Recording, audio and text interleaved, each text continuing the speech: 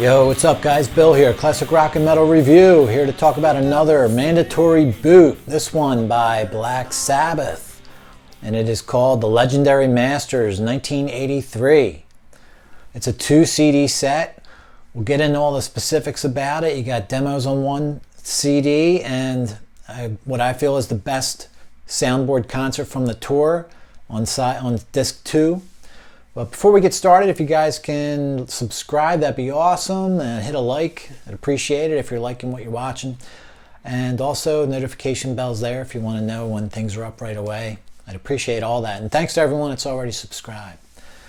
All right, so the Born Again era, I mean, we have to discuss at least the basics about it. And, you know, you start off with the fact that late 82 things fall apart with Sabbath and Dio. Dio's released, and Sabbath is, you know, looking for another lead singer.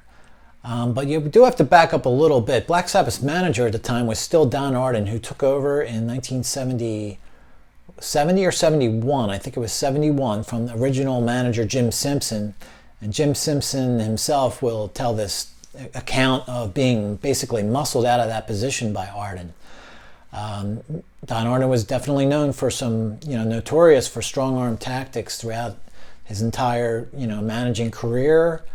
And it starts out that way with him, obtaining Sabbath basically from Jim Simpson that way.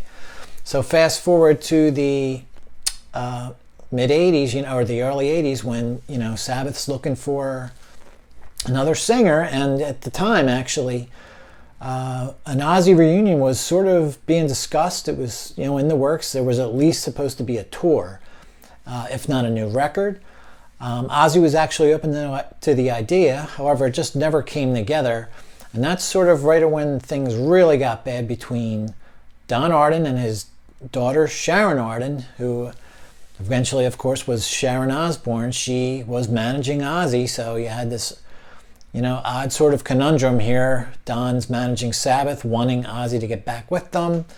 Sharon, I don't think, is keen on the idea, and it doesn't happen, and it sort of all comes to a head at one point at Don's house. Sharon visits, she's pregnant.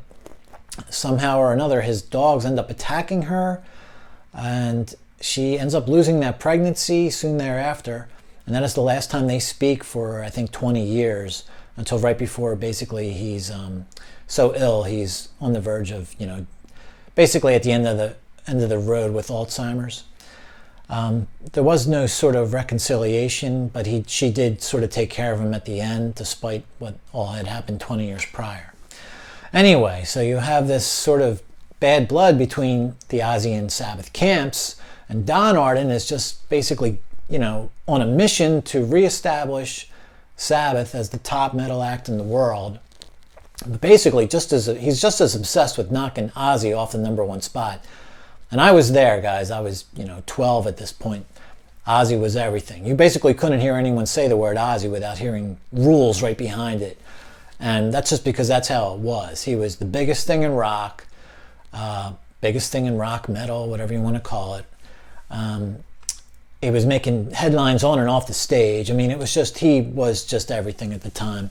And Sabbath, they still were respected, still liked. Obviously that Heaven and Hell was their biggest selling album. But here we are, Sabbath needs a singer. Don Arden wants it to be Ozzy. Sharon doesn't, and that's where things are just become bitter at this point. So Don Arden arranges a meeting with Sabbath to, he wants to reestablish them. He wants, one of the best singers ever, Ian Gillan's available. He arranges that meeting. Gillan doesn't remember the meeting the day after because they're so drunk, but he nevertheless follows through with his obligation or his promise to join the band. Arden brings Bill Ward back into the fold, so basically he's got the original Black Sabbath. Less Ozzy, but add an Ian Gillan. I have to say on a personal note, that didn't bother me one bit. I was too young to, have an allegiance to Gillan being in purple.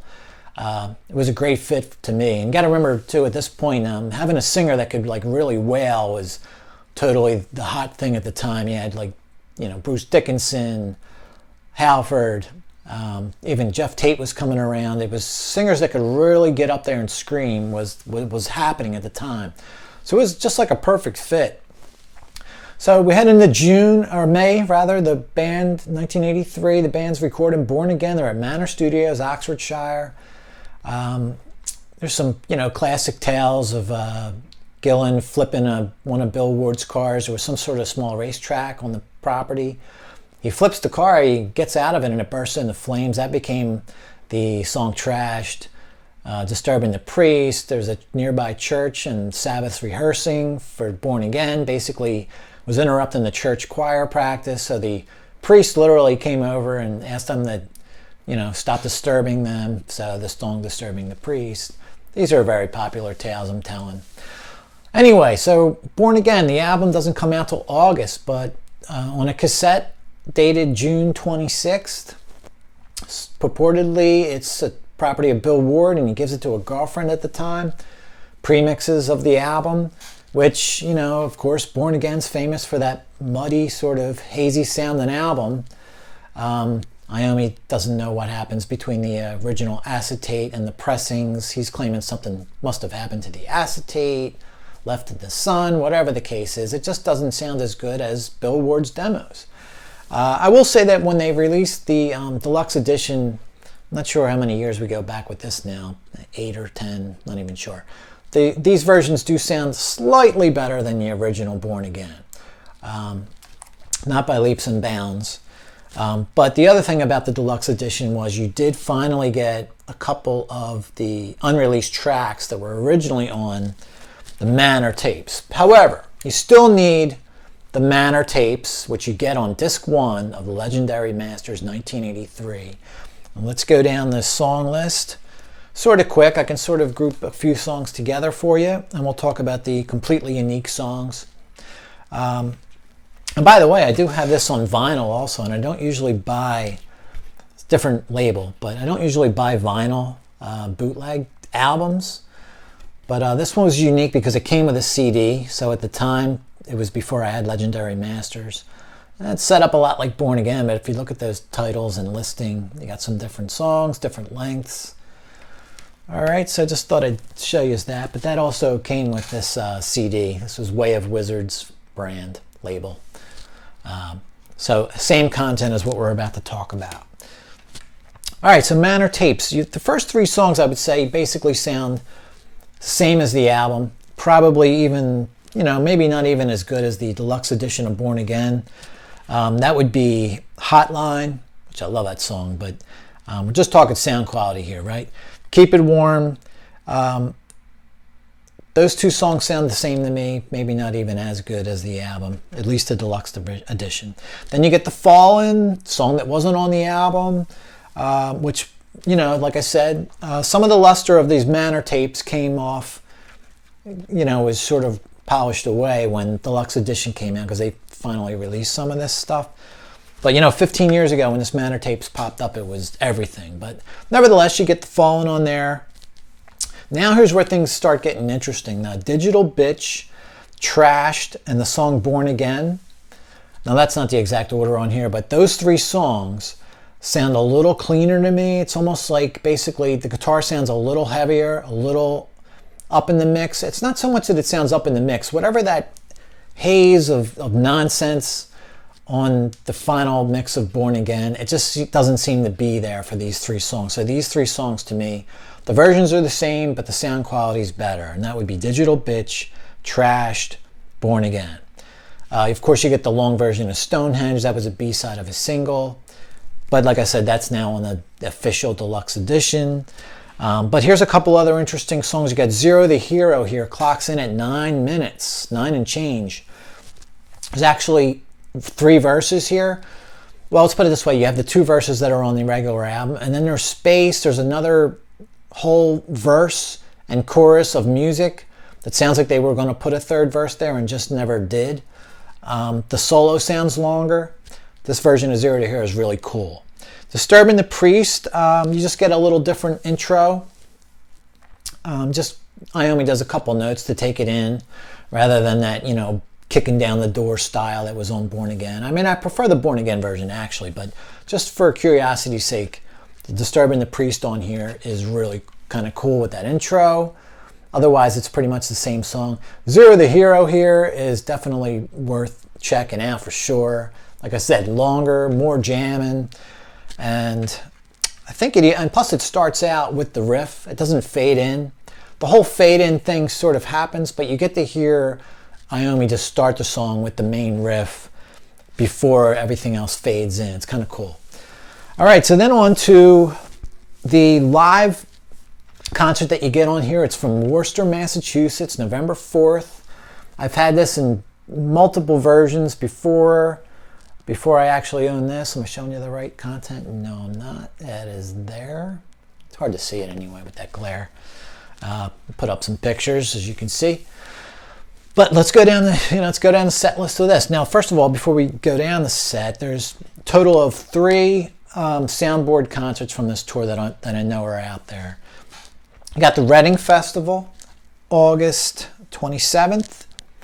One of the first shows, basically. They've only been started touring, maybe less than a month before that show. However, and it's on the deluxe edition. It sounds great on here. Problem is, it's only about half the concert. If you look up the set list of this, it's like 20 songs. There's, I think, 8 songs here, 8 or 9 songs. And it's a shame they cut out the best stuff like Born Again and Keep It Warm. I don't think they did Keep It Warm most of the tour. Hopefully, the rest of this thing comes out. That would be awesome. The other, there's a Paris soundboard, September 30th. You can get that on this bootleg called Eurolines. The sound on it's not great, even though it's soundboard. It's just, just kind of a low, sort of muddled mix. But worth getting for me anyway, because it's the only soundboard version of Disturb and the Priest. So that's basically the only reason I got this disc. Well, of course, I'm a collector too. But it's a good show, just the sound's not great. But you also get Supernaut and Rock and Roll Doctor too, which are not on the Worcester, Mass concert. But like I said, there's a lower quality on this guy, but it is at least soundboard. Let's get into Worcester, Mass though. This is the best. I mean, this is like the 3rd or 4th version of this I've had. There was one called Purple Sabbath, one called the Gillan Tapes, Captured Live. Captured Live was the company that did the broadcast. This is the Captured Live broadcast on here. I think a newer version of this even came out. This is only a year old, and there's a newer version called with a pre-FM mix. I'm tempted to get it because I love this show so much.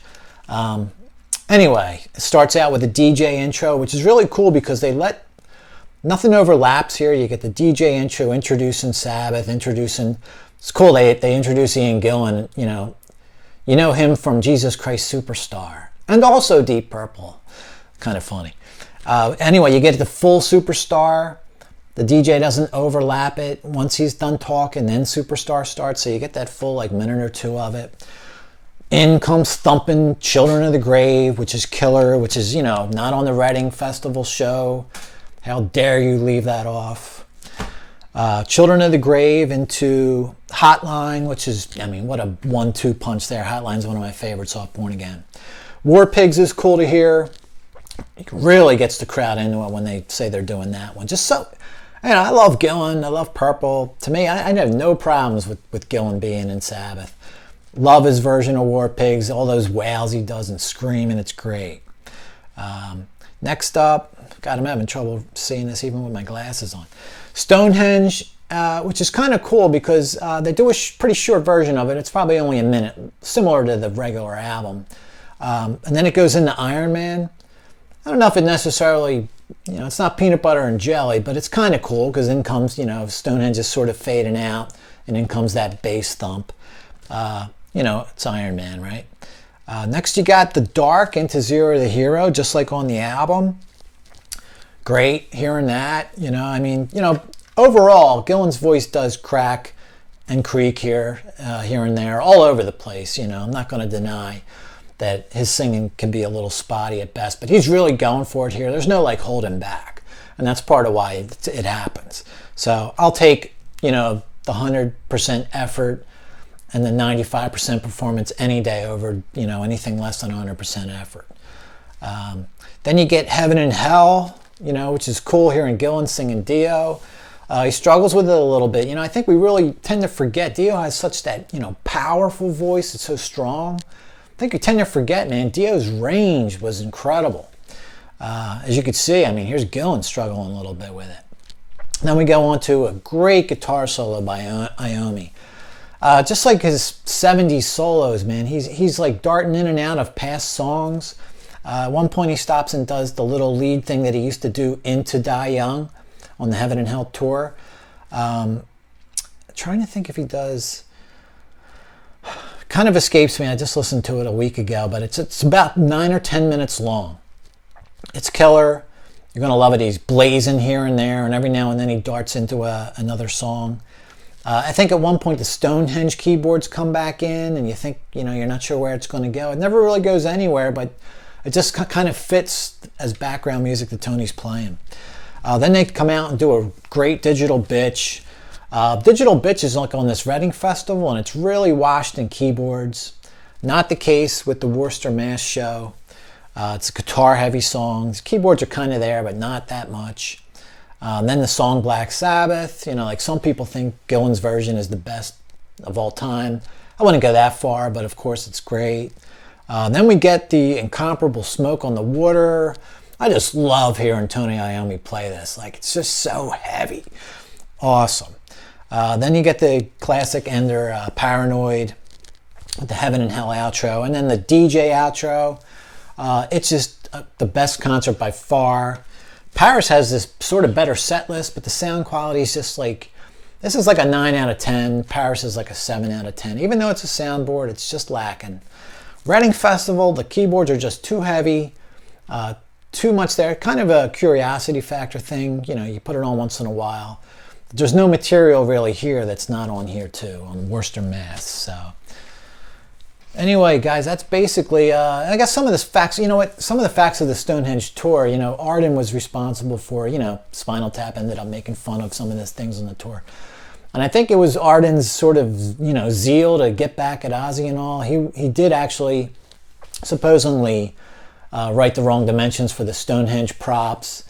And it's just kind of funny how even the guys that were actually in the band at the time remember things, incorrectly, because Geezer Butler's, on record saying, we couldn't use them. The Stonehenge stage pieces were so large they wouldn't fit in the trucks. But there are some shows with the band with them on stage, so who knows what to believe, really. Maybe they were just some photos of the band in rehearsal. Who knows? There was another Arden gimmick was to use a devil baby dressed up like the baby, on the cover as an actual little person in a devil baby costume with horns and all. And I think he was on top of the Stonehenge monument or on top of a drum rise or on top of something in the beginning of the concert doing this, evil baby cry. And Tony Iomi in his book Iron Man tells stories about the road crew, like, pulling the mattresses too far for him to land on. So basically he would come out with a single red spotlight on him and then start his devil cry and then jump off, onto these mattresses.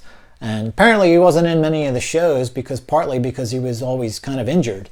Who knows what to make of all these different stories, but I think there is a Chicago 1983 bootleg out there that does have audience recording, but does have the devil baby cry on it. At least that is out there. So it sounds like it did happen, but it's a shame. It doesn't sound like any pictures or photographs of this exist. So there you go, guys. The story of Born Again, the story behind it, the Manor Tape demos, Worcester Mass concert. You get both of those on this double CD, the Legendary Masters 1983. I love Born Again era.